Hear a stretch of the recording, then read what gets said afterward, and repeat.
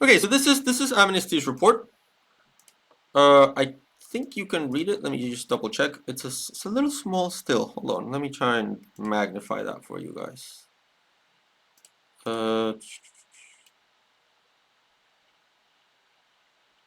Nope. That's better. Can you guys read that now? I think you can read that. Maybe squinting a little bit. Sorry, guys. Amnesty doesn't. Amnesty has a weird way of like uploading its reports. Let's go Amnesty. To be fair, if you're looking to buy the WON, what is the WON right now? Is a great time while it's really low. What is won? Oh, won, the South Korean currency. Yeah, okay. Okay, so this is the Amnesty's report, okay? And let's go into the thick of it, the complaint, right? The complaint had to do with this like screenshot that every single pro-Israel account screenshotted at the same time in the specific same exact point. Not suspicious at all, not planned at all. It's not like they have a WhatsApp group or anything, right? But yeah, every single pro-Israel account just simply like used the same screenshot that someone shared in the WhatsApp group, which was very funny. And what that screenshot did was it screenshotted this part below here. I think you can see that. Yeah. It said, as outlined below, Amnesty International considers this an overly cramped interpretation of international jurisprudence and one that would effectively preclude a finding of genocide in the context of an armed conflict. So every one of these accounts started saying, oh, hey, just so you know, this is Amnesty just reinterpreting the definition of genocide and, you know, making stuff up. Oh, Melina Pulling, hi, how are you? Is this your first time chatting with us? Yeah, oh, possible ban evader. Anyway, hi. How are you? Fellow law student here, she says. Thanks for following. So essentially what was going on there is that it was a strategically cropped picture of a broader paragraph. So let's read the paragraph, and then I can tell you where all this stuff comes from, and then we can read what Amnesty says, and you can tell me if you think that Amnesty changed the definition of genocide. Oh, great, Melina. It's great to have you here. Yeah, I did remember you talking about Twale. Well, welcome, welcome to the community. So the Amnesty report says, I'm gonna read this part over here. The jurisprudence on genocidal intent on the part of a state is more limited. I'm just gonna like skip the part that came before, okay? The ICJ, the International Court of Justice, has accepted that in the absence of direct proof, so in the absence of someone saying, I will commit a genocide, specific intent may be established indirectly by inferences of purposes of state responsibility, and has adopted much of the reasoning of the international tribunals. The other international tribunals being, international criminal tribunals, the ICT, the ICTR. However, its rulings on inferring intent can be read extremely narrowly in a manner that would potentially preclude a state from having genocidal intent alongside one or more additional motives or goals in relation to the conduct of its military operations. So Amnesty here is saying, I read what the ICJ said. The ICJ, however, has an opinion on what happens when you don't say, I want to commit a genocide. I want to commit a genocide. When you don't say it, you need to infer it. And the ICJ has a theory on how to do that. And what Amnesty is saying here is that theory, its rulings on inferring intent, that theory on inferring intent can be read extremely narrowly. So you can read it extremely narrowly. And if you read it extremely narrowly, it can lead you to conclude that there's no possible way to conclude that there's genocide in any situation where someone can say, look, I'm not committing a genocide, I'm doing something else, right? It maybe doesn't make a lot of sense right now, but it will make sense because I'm going to show you exactly what the court was saying in each specific decision, okay? But so what Amnesty is saying is, if you read what the ICJ said too narrowly, then there will never ever be a genocide ever. So, as outlined below, this is that little thing that they cropped out, Amnesty International considers that an overly cramped interpretation of international jurisprudence and one that would effectively preclude a finding of genocide in the context of an armed conflict. In other ways, what it's saying is, You can read what the ICJ said narrowly, we won't. Right? Just from what Amnesty is saying, this is not a redefinition of the definition of genocide. The definition of genocide is in the Genocide Convention. No one is touching that. No one is even interpreting that at this point. Right? The definition of genocide is staying right where it was. That's it. No one's touching it. What Amnesty is reading is what the ICJ said about how to read the definition of genocide.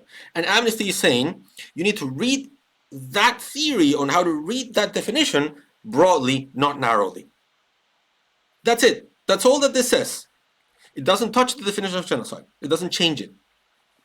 Right? So they go on and say the organization considers that the Genocide Convention must be interpreted in a manner that ensures that genocide remains prohibited in both peacetime and war, and that ICJ jurisprudence should not be read to effectively preclude the finding of genocide during war. So yeah, what they're saying is, if you read the ICJ rulings narrowly, there will never be a genocide. And we don't want that. We believe that there should be findings of genocide, so we're going to read it broadly. To conclude from this that Amnesty is changing the definition of genocide is bonkers. Right? Amnesty is not even touching the definition of genocide. Amnesty is saying, I'm going to rely on what the ICJ is doing, and Amnesty doesn't really need to rely on what the ICJ is doing. Like, I was talking about this the other day. Like, we don't need to be legal realists. Legal realists are the ones that say the law is whatever courts say. So you can say, look, okay, if you want to operate within the ICJ system, you need to follow what the ICJ says. Yes, absolutely. You can be positivist about it. But you don't need to be a legal realist in saying that once the ICJ says this is what it is, there's no other way of approaching it. Period. No other way of rereading it. No. Only what the ICJ said, that's what's law. We don't need to do that. We can expand, we can interpret, we can reread, we can twist, we can deconstruct, we can do all sorts of like different interpretive exercises. The ICJ is choosing the most conservative one. It's saying, I'm not going to do my own theory of what genocidal intent is. I'm going to grab what the ICJ said, and I'm going to read it. I'm just going to read it broadly. So of all the possible things that a legal analyzer can do with the definition of genocide and the application of intent, what Amnesty did is the most conservative thing you can do. I'm going to go to the big tribunal, and I'm going to read what the big tribunal said, and I'm going to read what they said. The only difference is that they are doing it broadly, because you sort of should, right? If you have a protective rule, a rule that bans genocide to protect people from genocide, you should read it as broadly as you can so you can cover the most amount of genocides, not restrictively so you can cover the least amount of genocides. It doesn't make sense. Punitive rules should be read restrictively. Protective rules should be read expansively, right? So what Amnesty is saying is, I'm going to read this protective rule of genocide expansively. That's it. That's the extent of the drama. There's nothing to hang from here, like to hang on to, if you are trying to say that Amnesty did something radical. This is just that there isn't. Amnesty did the most basic thing that they can do. They didn't do anything radical. They didn't do anything like, they didn't invent anything. They didn't reinvent the wheel or anything like that. They just literally read what the ICJ said. So the fact that this is the argument, this is the one that everyone talked to, it's such a weak argument. It's such a weak argument. So this is the best you have? Okay, fair. I guess I'll take it. If this is your best argument, I'll take it.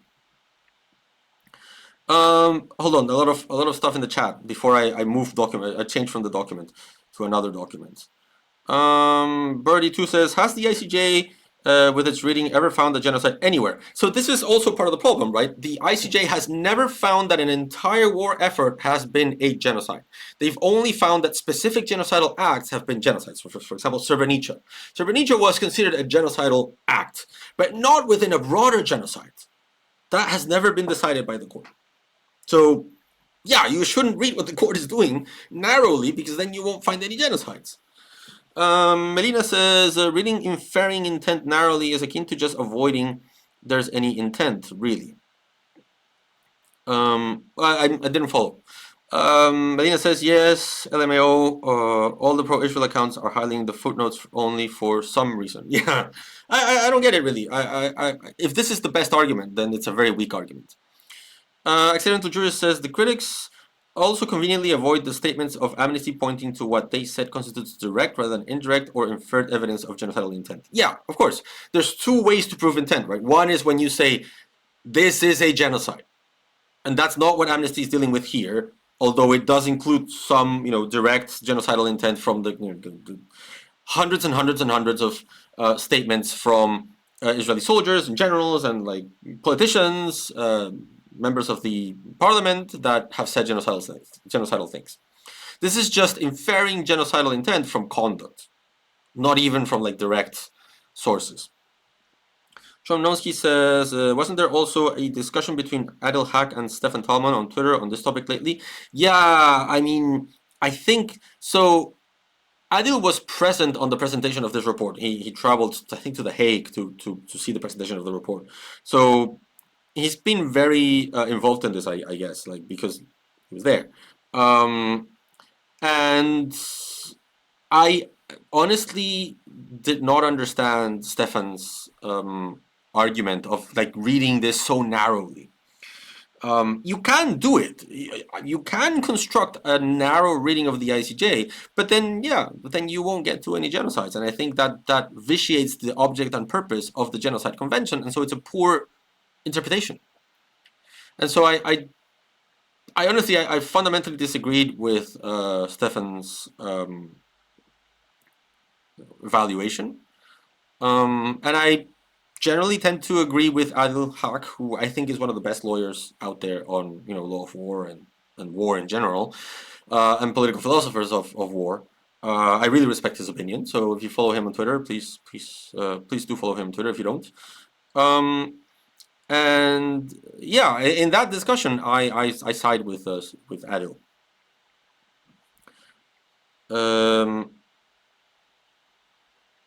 Okay, so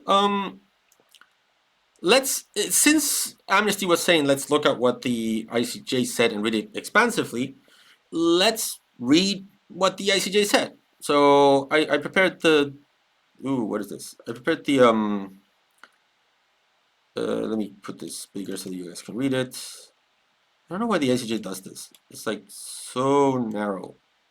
Oh, it moved. Hold on. I'm gonna try and make it better for you guys. Here. Okay, you should be able to read this. But let me know if you can. Let me test this. Hold on. Yeah, you can read that. Okay, that's great, actually. So this is an extract from this judgment here. Case concerning the application of the Convention on the Punishment of the Crime of Genocide, Bosnia v. Serbia. This is the first time that the court dealt with genocide. And it set out a theory for how to read genocidal intent when there's no actual smoking gun moment of someone saying, yes, I ordered the genocide, like Jack Nicholson and A Few Good Men going like, I ordered the code red, right? When you don't have that, you need to read it in through conduct. So what do you do in those cases? Well, the ICJ, let me find it, it's paragraph 373. See, I prepare before these streams. Where is it? Here you go. So the ICJ started analyzing this for the first time in this Bosnia v. Serbia case. And it said, turning down to the applicants here, contention that the very pattern of the atrocities committed over many communities over a lengthy period focused on Bosnian Muslims and also Croats demonstrates the necessary intent, the court cannot agree with such a broad proposition. So Bosnia was saying, look, they went against so many towns and so many Croat populations and many Bosnian populations that you have to recognize that the intent was to destroy them. Why else be so generalized? And the court said, no, wait a minute, that's too broad. So the court said the dolus specialis, so the special intent, this is Latin for special intent, the specific intent to destroy the group in whole or in part has to be convincingly shown by reference to a particular circumstances, unless a general plan to that end can be convincingly demonstrated to exist. So unless you can demonstrate that, someone said this is the plan to genocide, then you need to infer it. And for a pattern of conduct to be accepted as evidence of its existence, it would have to be such that it could only point to the existence of such an intent. Okay, this is the first time that the court says something like this, and it basically is saying the most narrow reading possible. You can read this very narrowly and say, if you're constructing intent, then you need to find that the only inference, the only evidence has to be that you wanted to destroy the population as such. This is the court at its most narrow. And of course, it didn't find that there was a genocide in Bosnia because it found that there was ethnic cleansing instead. And it said if ethnic cleansing does not necessarily convey genocide. So this is a very narrow reading. And it's important to say this is not the end of the story. Because later, Croatia also took its case to the ICJ. And then the ICJ had the opportunity to revisit its own approach to genocidal intent. And this particular part, like the only point theory, if you will, of genocidal intent was revised. It was considered perhaps too narrow. And of course, when I say revised, the court has this tendency, and all courts really have this tendency to never admit that they are revising whatever they did. So they always explain better, or expand on, or interpret. They never say, yeah, maybe we went overboard, so we're going to change it. So take it with a grain of salt, okay? But this is what happened later in the Croatia case. Let me make this bigger for you guys. Hold on. So the paragraph here is, this is Croatia, okay? So when the court was reviewing again the Serbian genocide accusations, it said, according to Croatia, even where there may be other possible explanations for a pattern of conduct, the court is bound to find that there was a dolus specialis, so special intent, if it is fully convinced that the only reasonable inference to be drawn from that conduct is one of genocidal intent. Right. So this is Croatia saying, wait a minute, like, let's look at this calmly and look at what the ICTY here said in the Tolimir case. In the Tolimir case, genocidal intent was not associated with this idea of the only possible solution. The only possible intent was genocide. It said that there had to be a reasonable inference. Right? So let's read it that way, said Croatia. For its part, Serbia points out that even though the ICTY trial chamber in the Tolimir case did not cite paragraph 373 of the court's 2007 judgment, that's the Bosnia judgment that we just read, its conclusion that the inference of genocidal intent must be the only reasonable one available on the evidence was consistent with the passage in the court's judgment. Serbia accordingly takes the view that the two approaches to the criterion of genocidal intent, the only possible inference, the line taken in the court's 2007 judgment, or the only reasonable inference, the ICTY's approach in its decision in the Tolimir case, came to the same thing and are both equally stringent. So Serbia, so the party accused of genocide, was saying, look, Croatia is telling you to use this standard from the ICTY, the International Criminal Tribunal for Yugoslavia, of the only reasonable inference. But really, you should read that as narrowly as in the Bosnia case, the only possible intent. Only one possible intent to destroy the group is admitted. Right? If there's any other possible explanation as to why you're conducting this set of actions, then you don't have intent, because you're trying to create greater Serbia. You're not trying to kill all Croats. Right? So Serbia is saying, no, you need to read the only reasonable inference Tolimir case in line with the 2007 only point argument. So they both mean the same thing, that if you wanted to do anything other than to just exterminate all Croats, then there's no genocide. If you wanted to create greater Serbia and in the process you killed all Croats, that's not genocide. That's trying to create greater Serbia. Okay? That's what Serbia says, trying to get out of the accusation of genocide. So the court says in 148 in the Croatia case, the court recalls that in the passage in question in its 2007 judgment, it accepted the possibility of genocidal intent being established indirectly by inference. the notion of reasonableness must necessarily be regarded as implicit in the reasoning of the court.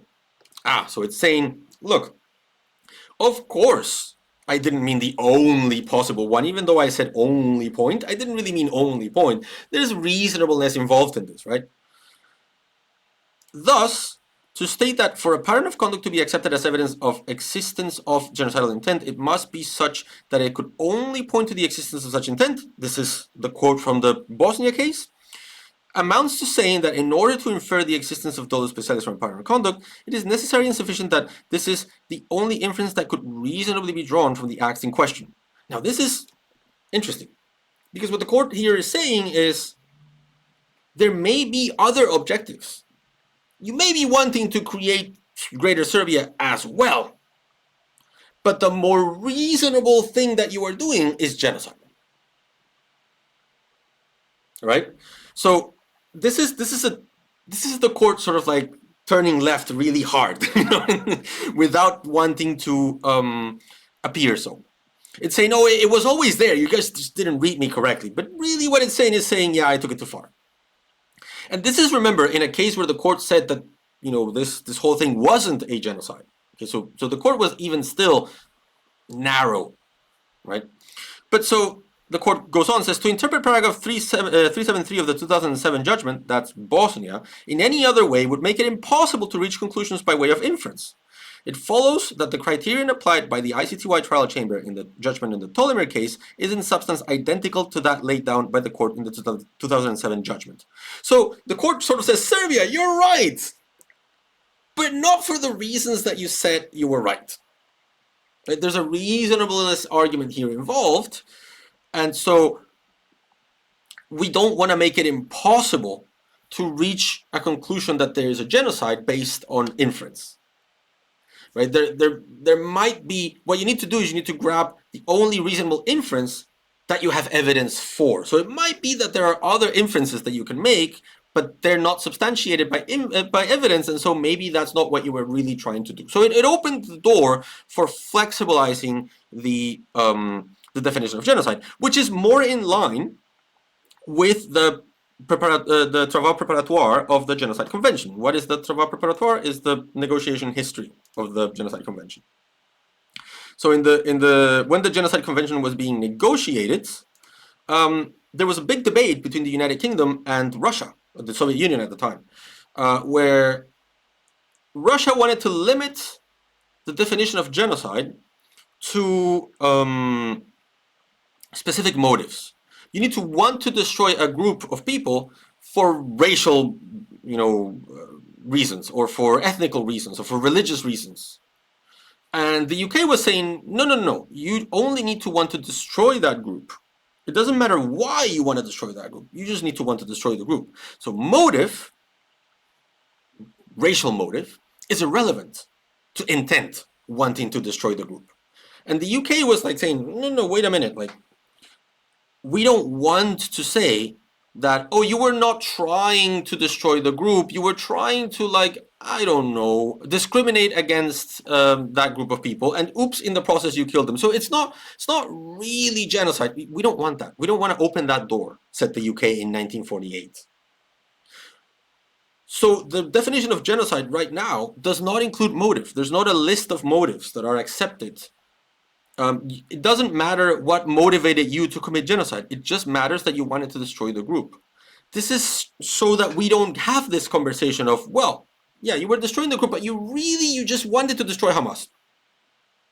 You didn't really want to destroy Palestinians. You wanted to destroy Hamas. So you didn't do it for racial purposes. The destruction of Palestinians didn't happen for racial purposes. So therefore, there's no genocide. That was debated and negotiated in the Genocide Convention in 1948, and the UK won that discussion, or won enough, right? So there's no list of motives in the genocide discussion.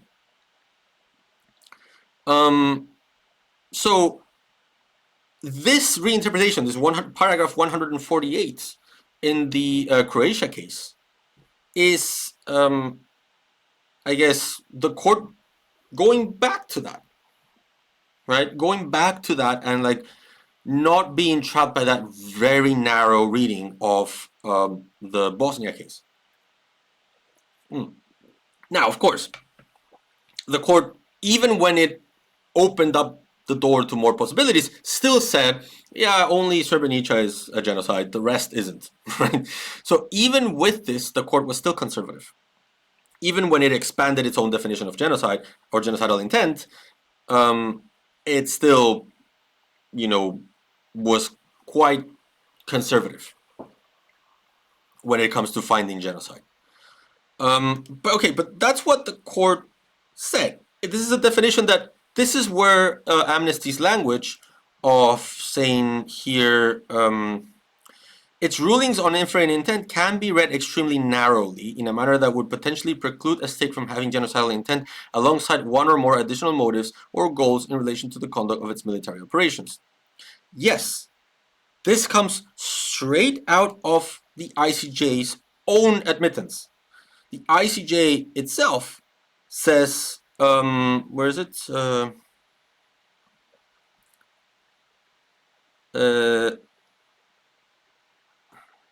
It said it somewhere around here. It said it. Okay. To interpret paragraph 373 of the 2007 judgment in any other way would make it impossible to reach conclusions by way of inference. So the court itself is saying, yes, if you read this only point, paragraph 373, very narrowly, then you would make it impossible to reach conclusions of genocide by inference. This is what Amnesty is referencing here. Amnesty is saying the court itself has told us that you can read its own definition in the Bosnia case very narrowly, and that will lead to not ever finding genocides. Literally, it's just repeating what the court did in 2007 here and in 2015 here, of saying don't read this narrowly. Okay? And how do we know that this is the case? How do we know that this can be read narrowly or expansively? Because before Amnesty released its report in 2023, actually, I think this was, let me see when. It doesn't have a date. Yeah, November 2023, Canada, the United Kingdom, Canada, Denmark, France, Germany, the Netherlands, and the United Kingdom filed a declaration of intervention in the case between the Gambia and Myanmar. This is also a genocide case, the Gambia accusing Myanmar of conducting a genocide against the Rohingya population. And these Western states, a little over a month after October 7th, filed this declaration interpreting what it means to commit a genocide and what it means to construct intent from conduct. Again, not from admissions, not from statements from your leaders, but from conduct. Okay? And so let's read what they said in this idea that you can read this narrowly or expansively. Okay? So it says here, the declarants, so all of these states, agree with the observations which rightly emphasize that circumstantial evidence will typically be highly significant in drawing inferences of specific intent. Can you read this, actually? Is this too small for you guys? I think this is too small for you guys. Hold on a second. Let me make this bigger.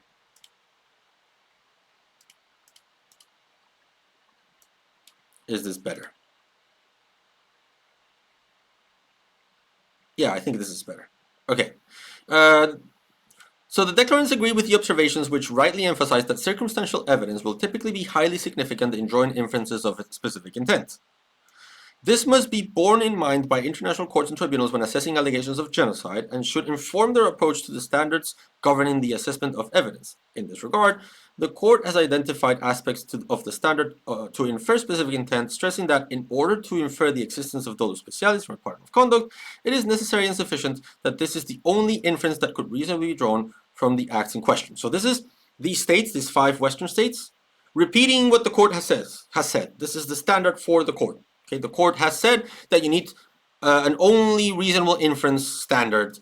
Your genocidal intent that you are inferring from conduct needs to be the only reasonable one. What does this mean, say these states? Again, this is the UK, Germany, They say, Second, the declarants note that the court's approach has prompted mixed reactions amongst commentators, some of whom take the view that the standard of the only inference that could reasonably be drawn sets the bar unduly high. So essentially, that if you read this too narrowly, you will have no genocide. So this, what Amnesty is saying, that the court said about the court in 2007 and 2015. So they're repeating that, okay? The declarants submit that precisely because direct evidence of genocidal intent will often be rare, no one says I'm committing a genocide, it is crucial for the court to adopt a balanced approach that recognizes the special gravity of the crime of genocide without rendering the threshold for inferring genocidal intent so difficult to meet so as to make findings of genocide near impossible. Again, exactly what Amnesty said. If you read this judgment too narrowly, you will never find genocidal intent anywhere, and we should not do that. So these countries, allies of Israel, are saying exactly the same thing that Amnesty said. Where are we? Oh yeah, here. The declarants believe that the standards adopted by the court in Croatia v. Serbia can, read properly, form the basis of such a balanced approach. Again, this language of if read properly, right? What does this mean? That Amnesty is not doing anything weird here. Everyone talks about how the ICJ language should be read. Everyone. Right? So why is it that they are so scandalized by this if everyone says the same thing? But let's keep on reading. So it says, in this regard, hold on. In this regard, the declarants note that the court's express reference to a reasonableness criterion is key to a balanced approach. The court highlights the central importance of reasonableness by observing that the notion of reasonableness must necessarily be regarded as implicit in the reasoning of the court. Again, we read this together, right? So Israel's allies are saying the same thing here, not least to avoid an approach that would make it impossible to reach conclusions by way of inference. Again, this whole idea of you can read this expansively or restrictively. Thus, when determining whether or not specific intent can be inferred from conduct, a court or tribunal must weigh the evidence before it and filter out inferences that are not reasonable, which is what the court said. Put differently, the only reasonable inference test applies only between alternative explanations that have been found to be reasonable supported by the evidence. So, you claim that you are trying to do X, not genocide. You're trying to create Greater Serbia, not genocide. Is that borne by the evidence, though? Is that reasonable to conclude that that's your main objective? Or is it possible that within all of these reasonable objectives that you have, genocide is among them? If genocide is among them, if genocide is one of these reasonable inferences and it's supported by evidence, then you found your reasonable inference. Right? It shouldn't be read as if there is any other potential explanation, then you're done. Right? This is what the Israel's allies are saying. You shouldn't read it in a way that if you're trying to do anything else, then it cannot be genocide. You should read it in a way that if you have sufficient evidence to reasonably conclude that the destruction of the group as such is part of the inferences that you can make from this conduct, that is enough.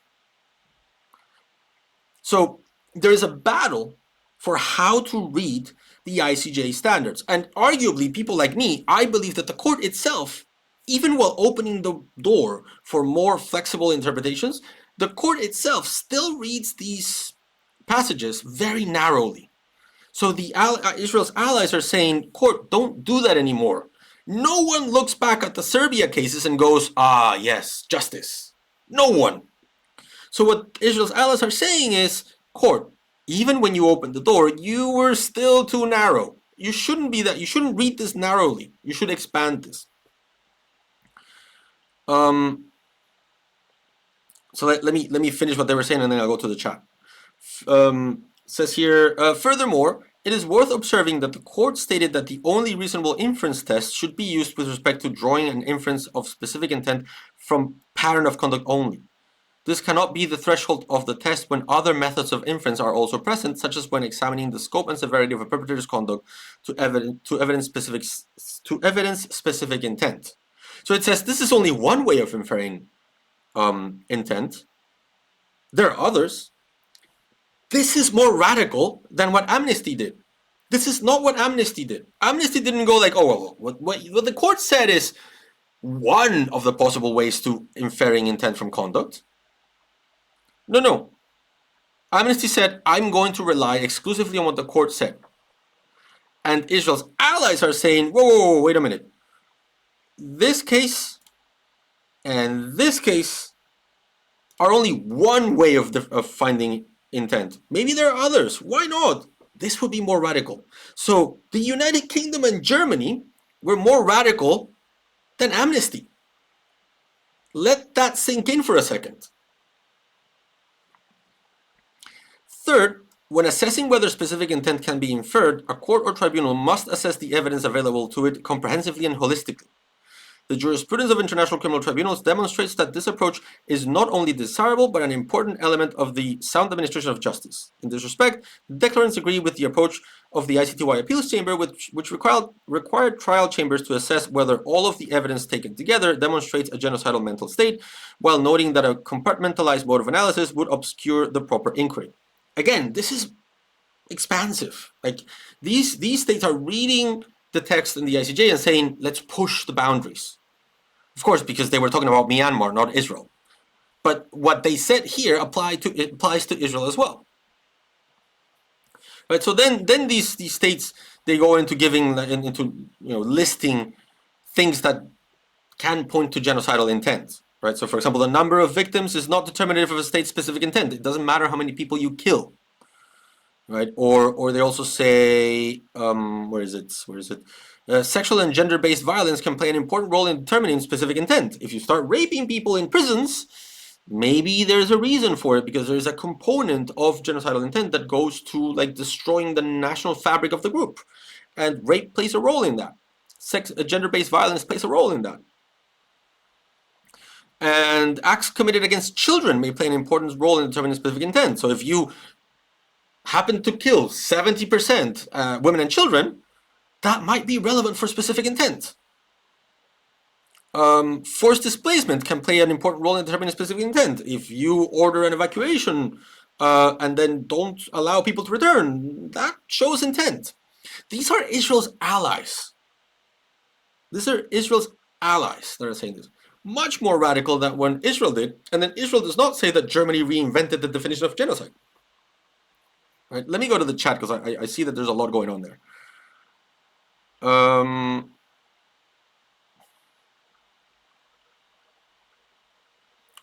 So I like Chomnomsky's argument that Talmud went null-to-ish.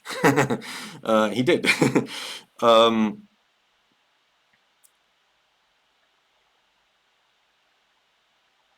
So Birdie2 says, when Israel says he wants to flatten Gaza, is that not enough proof of intent? Well, Amnesty did say that, make that argument as well. So there's two levels of proven intent here in the Amnesty report. One says, look at what they are saying. And the other is, but even if they weren't saying anything, you can still infer intent from their conduct. Chomnomsky says the term dolus specialis is also not helpful if unclear if dolus directus or dolus eventualis, and if dolus ex re is, and to what extent is possible. That sounds very legalese, so I'm just going to skip that. But yeah, generally, I think we should talk in simpler terms. Special intent is enough. Hayat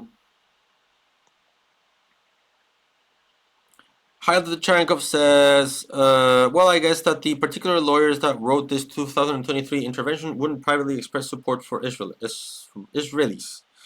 Israel's conduct in Gaza. I find the line of argument is confusing. So it's contradictory, right? Because Germany is saying different things with regards to Israel than it said for Myanmar.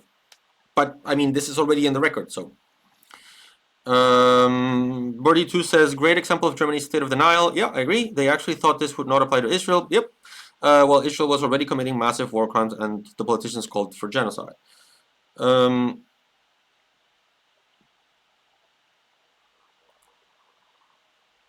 and Solar Diffract share the Palestinian flag. Okay, I caught up with the chat. That was cool. Okay, so let's continue because there's more stuff to see. So as of with regards to this, let me go back here. With regards to this comprehensively and holistically. Chomnowski, fair move, skipping my comment on all the dolai. Yeah, I'm not a criminal lawyer, man. It's been a while since I litigated, so. But on this like comprehensive and holistic approach, this is exactly what Francesca Albanese in this report, the special rapporteur for Palestinian territories, said. So in this report called Genocide as Colonial Erasure, her second report, she makes that claim as well, that it is not just about inferring intent from conducts, but about the totality of the conduct. You need to not just see whether you can infer intent from specific acts, but as you need to look at the situation as a whole. So let's see what she says. This is paragraph 51. 50, sorry. So she says genocidal intent in the context of state responsibility. Early identification of genocide is crucial to prevent genocide, ensuring that a central tenet of the post-Second World War international legal system is not a dead letter. So again, this concern with if you read things too narrowly, you will never find genocides, right? Exactly what Amnesty said. And so Francesca Albanese continues and says, in assessing state responsibility for genocide, actually, is this, I don't think this is big enough for you guys. That's better. That's better. So in assessing state responsibility for genocide, i.e. genocidal intent attributable to the state, the ICJ, the International Court of Justice, has drawn heavily on the jurisprudence of international criminal tribunals. While acknowledging that state responsibility can be established without an individual being convicted of the crime, in Bosnia v. Serbia in 2007, the court found state genocidal intent only where individual perpetrators had been held criminally responsible. The court established that in the absence of a direct evidence of state intent, the pattern of conduct must be such that it could only point to the existence of such intent. Remember that, this one here? That's what, everyone references the same stuff, if you noticed. So this is the only point standard that we were discussing before. This approach was tempered in 2015. Again, tempered. This is the great thing about Francesca Albanese is just how honest she is. So like, yeah, the court tempered its approach. It didn't like build on it or anything. It changed it. So this approach was tempered in 2015 in Croatia v. Serbia, where the court determined that reasonableness must be considered when inferring genocidal intent from patterns of conduct. Okay. So this is again what I've already explained to you. This is everyone keeps saying the same thing because this is what happened. So it's really silly to say that Amnesty did something weird.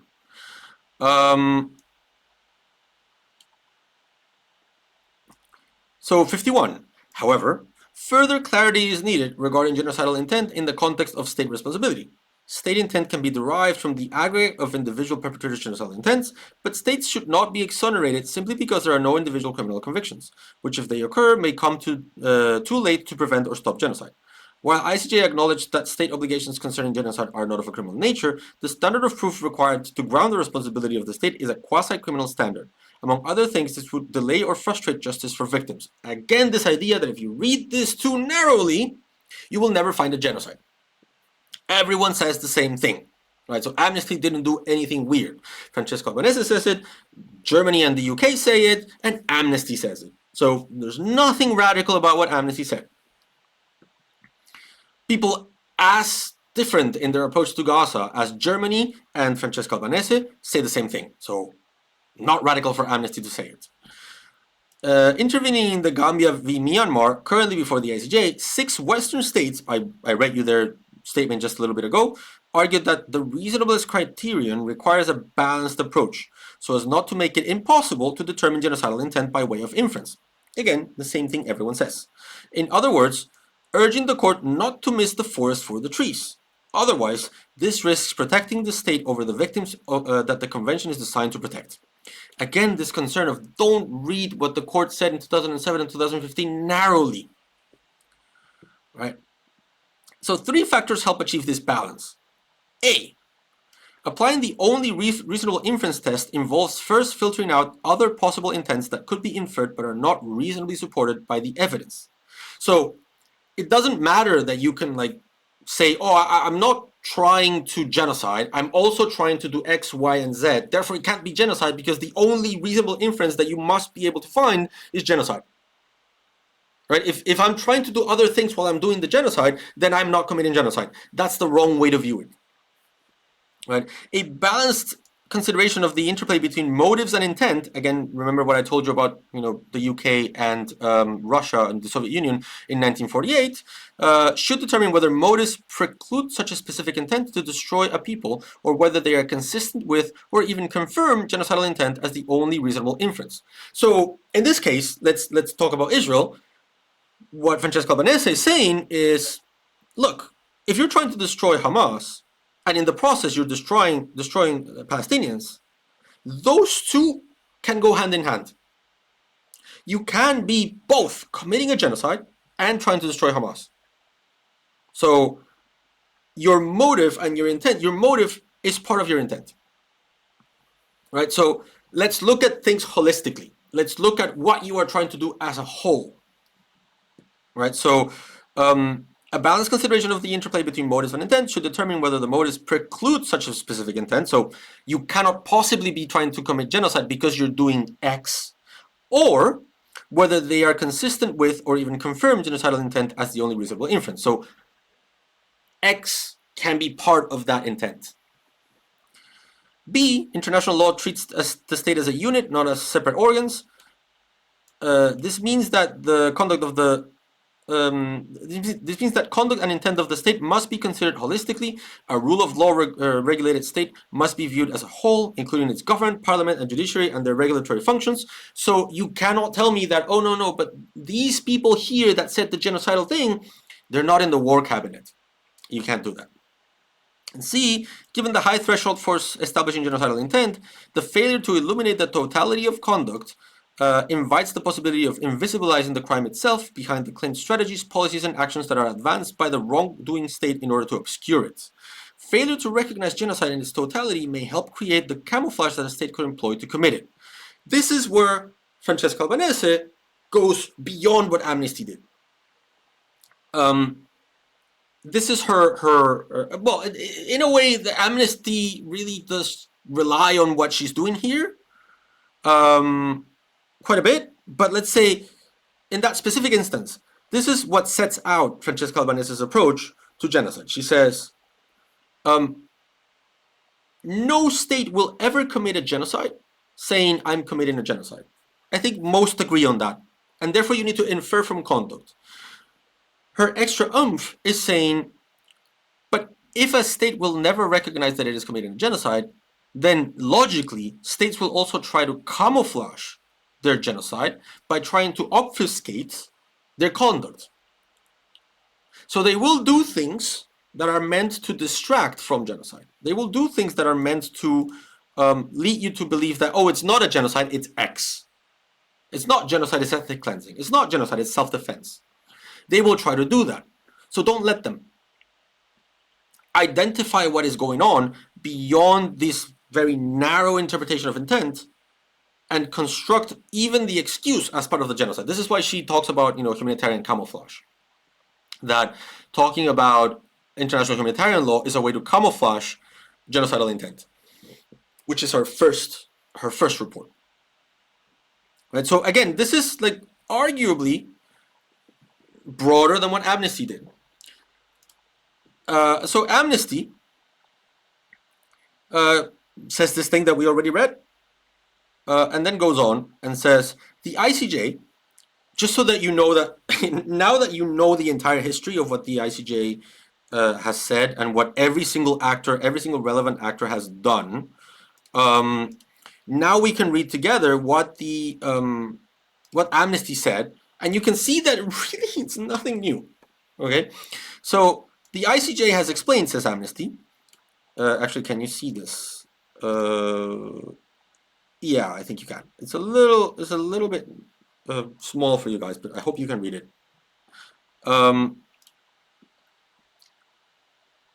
So the ICJ has explained that the specific intent to destroy the group in whole or in part has to be convincingly shown by reference to particular circumstances, unless a general plan to that end can be convincingly demonstrated to exist.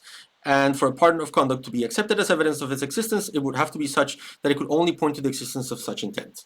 So again, this is the what is it? The 2007 case, right? This is the ICJ talking about Bosnia in 2007. Where specific intent is established by inference, so not by the state saying, I want to commit a genocide, the ICJ has cautioned that such intent is difficult to establish on the basis of isolated acts. It has accordingly required evidence of a pattern of conduct or acts on a scale that establishes an intent not only to target a certain individual because of their membership to a particular group, but also to destroy the group itself in whole or in part.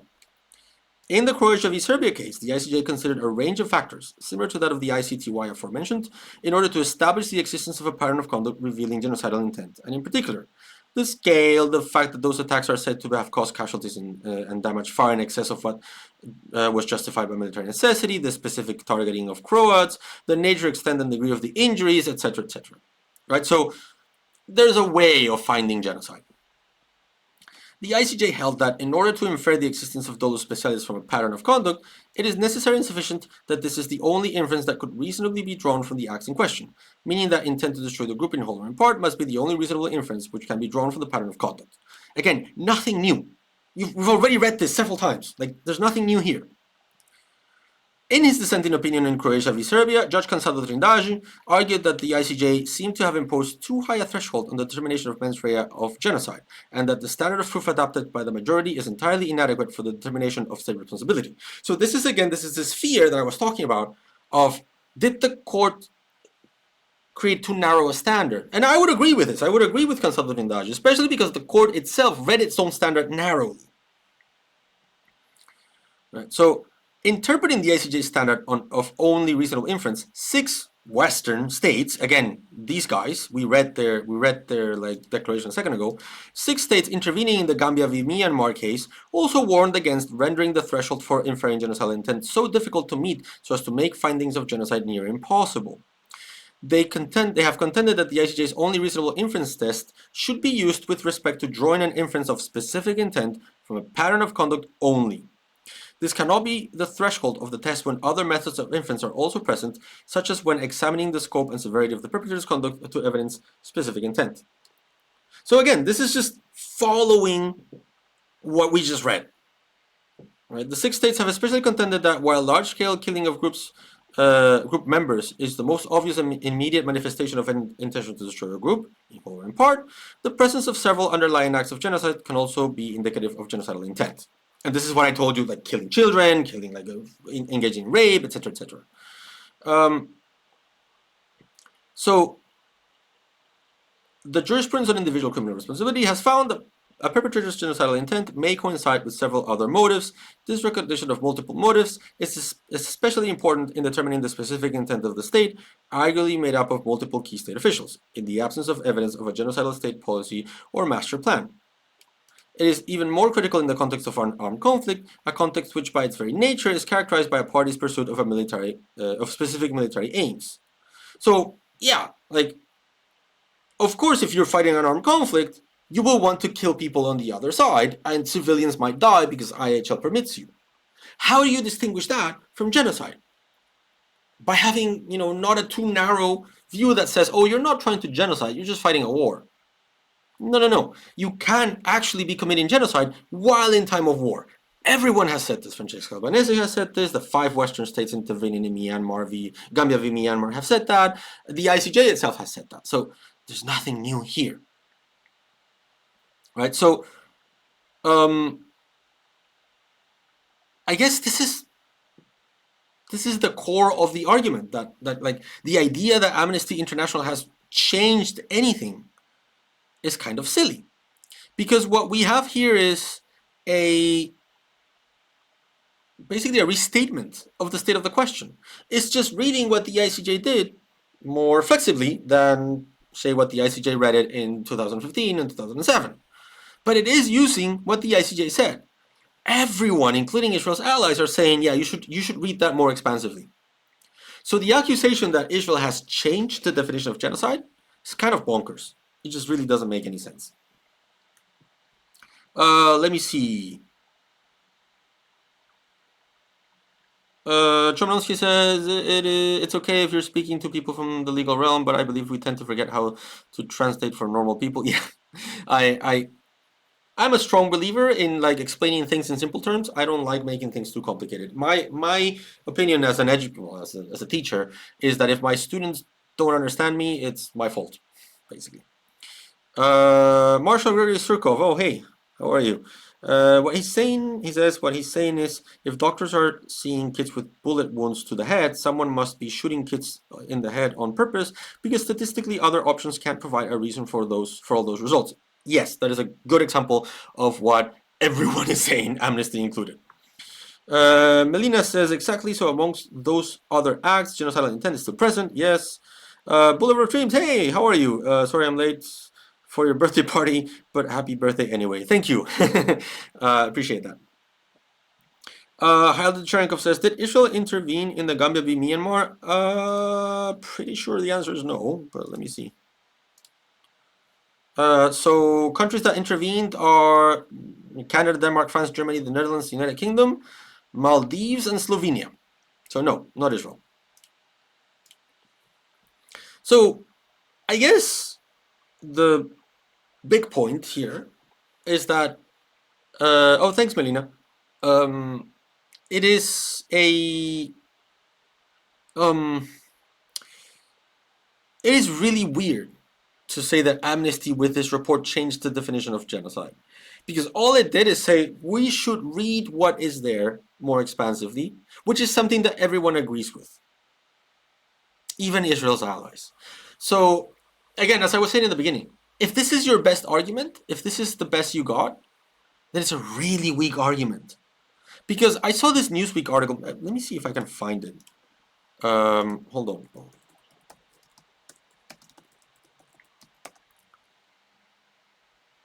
Yes, here it is. It's terrible. Okay, hold on. This is an article by a usual interlocutor of mine on Twitter, Arsen Ostrovsky, and John Spencer, who blocked me on Twitter. He didn't like me, talking to him. Let me see if you can see that. Yeah, you can. Okay. Can you read this? I'm not sure you can read this. Hold on. Let me try and... Is this better? Yes, I think that's better. Oh, hold on. I know what's going on. That's better, right? Okay.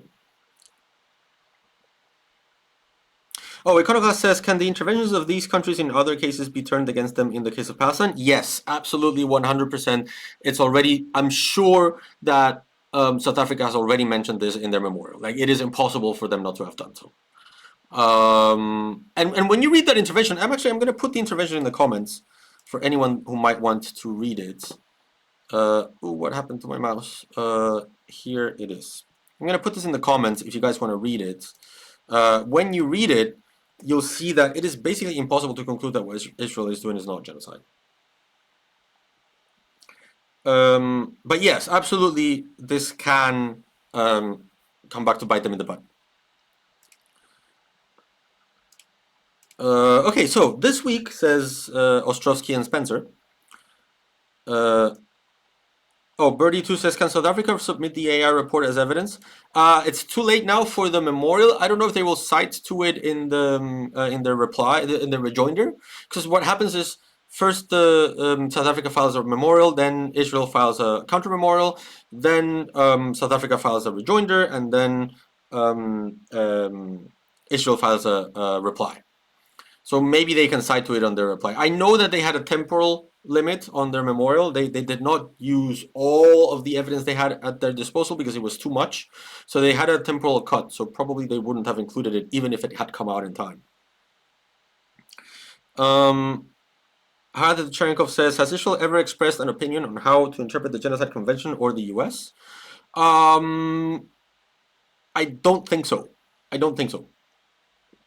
The U.S. has its own debate in the Senate in the 1950s, which is pretty terrible. But I don't think that publicly, no. Trumnomsky says they'll try to find a way why the intervention has to be interpreted differently for their case, looking at Germany. Maybe. Yeah, maybe. Maybe they will say that like the case of like Myanmar is different to the case in Gaza. Maybe. So Ostrowski and Spencer say this week Amnesty International released a 296-page report accusing Israel of committing, quote, genocide. This charge, no less than a modern-day blood libel, is just the latest attack in Amnesty's long-standing campaign of lawfare against and vilification of the state of Israel, having previously accused the Jewish state of the equally unfounded charge of apartheid. So this is a claim that all countries that are accused by Amnesty have. Like, there's a famous anecdote in Peru where one of our presidents, Fernando Belaunde, received a letter from Amnesty International saying that Peruvian army men were torturing people in the Andes, which was absolutely true. And he turned to journalists, grabbed the letter, crumpled it up in a ball, threw it on the garbage, and said, "In my government, Amnesty International letters go straight into the trash." This is always the case. Like, Amnesty is used to these attacks. This is nothing new. To be sure, this report, written under the guise of international law and human rights, is utterly baseless, replete with malicious lies and gross distortions of fact, as well as wholesale fabrications. The crime of genocide, coined in 1944 by the Polish Jewish Raphael Lemking to describe the systematic extermination of Jews by the Nazis, is one of the most serious accusations that can be leveled in international law. To accuse Israel of genocide in Gaza is a grotesque and egregious subversion and weaponization of the very term itself. Bullet of Dreams. We discussed that in the beginning, but I can wrap it up towards the end and tell you what I think. So it is important to recognize that genocide is very clearly defined under Article 2 of the Genocide Convention to mean acts committed with intent to destroy, in whole or in part, a national, ethnic, racial, or religious group. The commission of genocide has nothing to do with the number of civilian casualties that occur in a conflict. The key element here is the need to possess relevant, quote, intent. So far, yeah, that is the definition of genocide. Whatever criticisms one may have of Israeli policies or IDF actions in Gaza, at no stage has Israel been seeking to destroy the people in Gaza. That is highly debatable, at the very least, considering that there's so much evidence of like intent in the statements of Israeli leaders. But okay, whatever. Israeli leaders are directing military policy in accordance with the decisions of the war cabinet, the prime minister, defense minister, yada yada. The intent of the operation in Gaza following October 7th is to eliminate Hamas by destroying its military and governing capabilities and to rescue hostages. So this is key. Because if this is the objective, then what Israel has done in Gaza makes no sense. Right? If you want to eliminate Hamas and rescue the hostages, you don't destroy the entire infrastructure of Gaza where those hostages are. You don't kill the hostages yourself when they are waving white flags and are naked, screaming in Hebrew that they are not attacking you. You don't like engage in boycotting agreements that might release more hostages, more than the first agreement already released. So if we're talking about reasonable inferences here, it's not a reasonable inference that eliminating Hamas and releasing the hostages is the only reasonable inference for Israeli actions. You don't use a 2,000-pound bomb, a bomb that has a destructive radius of the size of a football stadium, if you are concerned with not killing your hostages.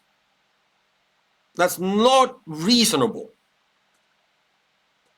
Right? So this idea that there's only one reasonable inference, and that is Israel wants to eliminate Hamas and rescue the hostages, that's not borne by the evidence.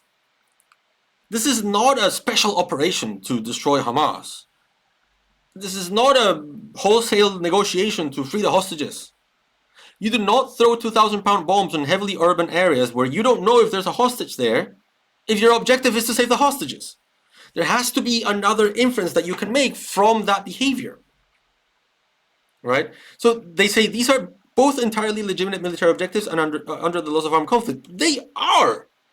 But then your behavior is not explainable through that inference, through those objectives. What you are doing to Gaza and Palestinians in Gaza is not consistent with I just want to kill Hamas. Because, I mean, this doesn't look like a rescue operation. It looks like the complete extermination of Palestinians. It looks like you are creating conditions on the ground that make it impossible for Palestinians to exist in this land as a community, as a group, as such. And that is genocide. To the point where the ICC trial chamber has said that, yes, it does look like you are exterminating, that you are subjecting Palestinians to that kind of conditions of life. That's what they analyzed when they analyzed the crime of extermination. So from all that we've discussed, this cannot be the only reasonable inference to make from Israel's conduct. It just isn't. There's something else that can be inferred from that conduct. And this is in line with everything that the ICJ has said. That there have been civilian casualties in Gaza is tragic. But it is also the inevitable consequence of Hamas's using of its own people as human shields and embedding its military operations in schools, hospitals, kindergartens, and homes. Again, let's imagine for a second that the only accusation here was you're killing too many Palestinians. If that were the only accusation, then this would have some level of merit, some not a lot, because still, to what a degree are you using civilians as human shields when you attack positions with 2,000-pound bombs? Again, you are throwing a bomb with a destruction radius of a football stadium and the damage radius of like hundreds of like meters on a civilian population. So that's how you're killing people. Usually in their homes while they're sleeping with a program that's called Where's Daddy? Right? So even just on this ground of you're killing too many people, I'm not sure that you can argue that every single death of every Palestinian is because they're being used as human shields in this like meme-like interpretation of like, oh, there's a Hamas fighter with a baby in front. That's just not how it works when you're throwing a 2,000-pound bomb. That scenario just isn't borne by the evidence of using 2,000-pound bombs. So even if you can claim that there are instances where Hamas is using civilians as human shields, okay, sorry, that still does not explain why you're using 2,000-pound bombs and why you're hitting people in their houses when they're sleeping next to their children at night with a system called Where's Daddy? But this isn't the only accusation. The other accusation is that what Israel is doing is subjecting Palestinians to conditions of life that will lead to their destruction as a group. Right? That's the definition of genocide. So in that scenario, this section here of human that's irrelevant. Because what we're focusing here is on the starvation, on the destruction of homes through bulldozers, by the use of private companies, on the wholesale looting of Palestinian property, soldiers wearing underwear, soldiers detonating universities on a whim without a military necessity in place, said so by the soldiers themselves, destroying vital infrastructure. This doesn't make sense in the context of the evidence that we have. There has to be another inference than, oh, we want to destroy Hamas and Hamas uses human shields. What you are doing is not the conduct of someone that is facing an enemy that is using human shields. Because an enemy that is using human shields is usually restrictive in what they do. They can do less because there's human shields. You're doing more, killing a bunch of people. Okay, so they continue. Notwithstanding the complex challenge of operating in such a difficult environment, the IDF has gone to extraordinary lengths not seen in modern warfare to abide by the principles of international humanitarian law and avoid harm to civilians in Gaza. I don't see how anyone can argue this at this point. But again, even if that were the case, even if when you have a soldier with a Galil, automatic weapon, and they are ordered to take specific precautions, that's not all that we're talking about. We're also talking about the destruction of infrastructure, the subjection of Palestinians, the creation of conditions of life that subject the Palestinians to the impossibility of existence as a nation. So they continue, this has included implementing historic measures to prevent civilian harm, such as advanced alerts, which have been proven time and time again to be extremely confusing and ineffective by a lot of actors to provide, to provide early warning and temporary evacuations. Evacuations too were. If you evacuate someone, this is what Israel did to the Israeli citizens in the north. They evacuated them to hotels. That's what you do when you evacuate. You evacuate people somewhere. Palestinians were not evacuated because they weren't evacuated anywhere. There was no infrastructure in place to receive them. They were displaced. They were forcefully transferred, and that's a war crime. So this temporary evacuation is senseless. It's not an evacuation because they're not being evacuated to anywhere in specific. There's no infrastructure. This is what the ICJ asked Israel in the South Africa's case. There's nowhere where they can go. There's no infrastructure to receive them. Daily pauses of fighting, this is ridiculous. Distributing of maps to civilians, which again have been proven to be unreliable. Using precision weapons, 2,000-pound bombs are not precision weapons. As well as facilitating daily provision of aid. Again, the US has said that Israel is withholding aid. In fact, to demonstrate just how utterly ludicrous Amnesty's accusation of genocide is, one only needs to see that, according to the CIA World Factbook, the population in Gaza has actually increased 2% in the last year. This is the very opposite of seeking to destroy in whole or in part or in any way a group of people. Okay, so this is very funny because remember this part of the article? The commission of genocide has nothing to do with the number of civilian casualties that occur in a conflict. You said that in the same article. So how is this relevant at all? Population can grow or decrease during a genocide. That doesn't determine whether it is a genocide or not. The indigenous population of Canada increased throughout the 20th century. Throughout the 20th century, the Canadian Truth Commission has determined that they were being genocided, even while their population increased. But even if that were the case, the population of Gaza has not increased by 2%. This is an estimate.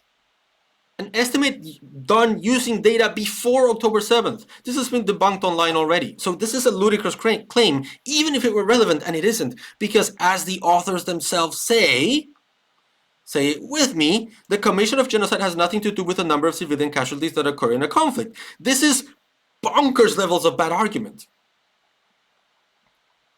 Solar Defrag is right. A lot of Holocaust deniers use these types of arguments as well. So where were we? Perhaps knowing it doesn't leave a legal leg to. Perhaps knowing it doesn't have a. Perhaps knowing it doesn't have a legal leg to stand on, Amnesty has resorted to manufacturing its own definition of genocide. Again, we have seen how they haven't. They really haven't. Amnesty claims that the universally established and the sole accepted definition, legal definition, as outlined in the Genocide Convention in 1948, which requires the existence of intent, is an overly cramped interpretation of international jurisprudence. So, this is wrong. Amnesty does not claim that the legal definition of the Genocide Convention is overly cramped. That is just not what Amnesty said. Let's go back to what Amnesty said. Where is what Amnesty said? I had it here. The ICJ has said its rulings, the ICJ's rulings are or can be interpreted in overly cramped ways. So Amnesty never said that the definition of genocide in the Genocide Convention was an overly cramped interpretation of international jurisprudence. That's just a false claim. It's not true. It's not just Israel that finds this redemption ridiculous. In an absolutely scathing rebuke, even Amnesty's own Israel office has totally rejected Amnesty International's report, saying it was a predetermined conclusion based on biased and artificial analysis of the situation in Gaza and motivated by a desire to support a popular narrative among Amnesty International's target audience. Infighting, there's nothing you can do about it. Not everyone is happy. But at least from reading what they are saying, there's nothing new here. There's nothing new. So, sure, maybe Amnesty Israel is not happy. I mean, I guess.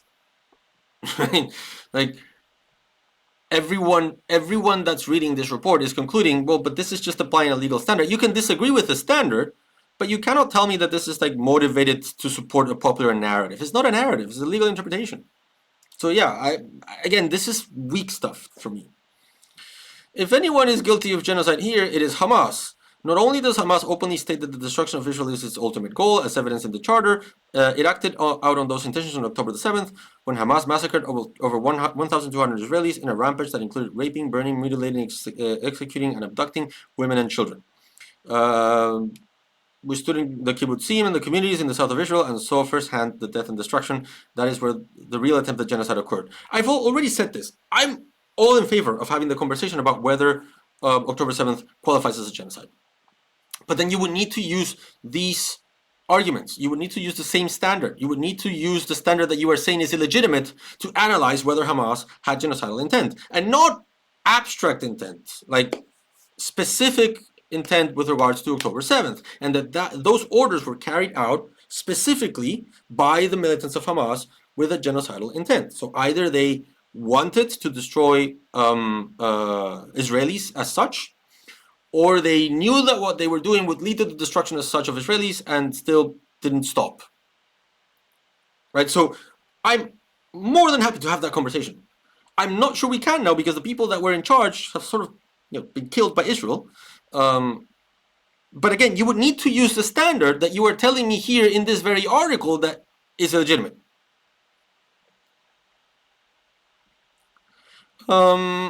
In an interview last year, shortly after the massacre, senior Hamas official Gaza Hamad admitted that the terror group would repeat the October 7th massacre again and again until Israel was annihilated, openly admitting the group's genocidal intentions, but Amnesty has completely disregarded this, instead absolving and whitewashing the heinous actions of Hamas. This is a falsehood because Amnesty has its own October 7th investigation going on, and it has produced several reports on October 7th. So this is just a lie. The incoming Trump administration should decree Amnesty a hate group and adopt blistering sanctions against them, including withdrawing financial support and any cooperation with governing agencies. So basically authoritarianism. Regrettably, Amnesty International, once a storied human rights organization, they always say this. I always supported Amnesty until they came after me. If you support them until they come after you, then you don't really support them. Has lost all credibility, becoming nothing more than a propaganda mouthpiece for murderers and rapists of Hamas. Again, they have a lot of reports criticizing Hamas. So how is this reasonable at all is beyond me. So again, this article is sort of like empty of content.